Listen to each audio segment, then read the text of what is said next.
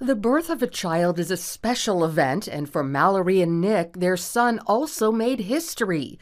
That's because his arrival marked the first time a uterus transplant recipient delivered a healthy baby outside of a clinical trial. For us, this is what I feel like I knew that I was supposed to do this. The transplant and the birth took place at the University of Alabama at Birmingham Medical Center under the direction of Dr. Paige Porrett. My level of enthusiasm is over the moon, if that's a way we can rank it. At 17, Mallory received the news that she was born without a uterus and would not be able to experience pregnancy.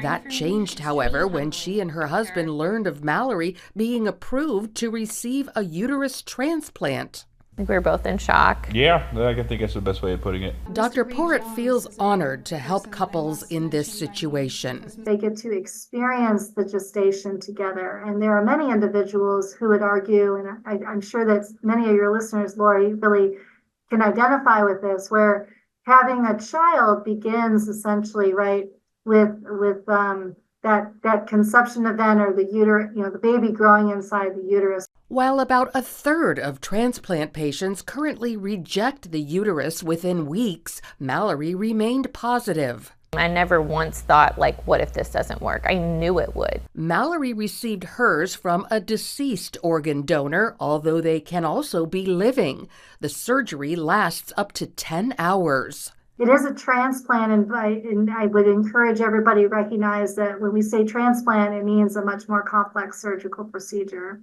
than some of the other more common procedures that people get. 9 months after Mallory received her new uterus, doctors placed Mallory and Nick's child, generated through in vitro fertilization, into it. I had all the stuff, like nausea and really tired and just all the normal pregnancy symptoms, I guess. Mallory feels the difficult process was definitely worth it. I got to hold him and I was just very overwhelmed that he was actually there and he was healthy. Nick and Mallory would like to have another if it's medically and financially feasible. For the last 10 years, medical institutions have largely covered the cost of uterus transplants.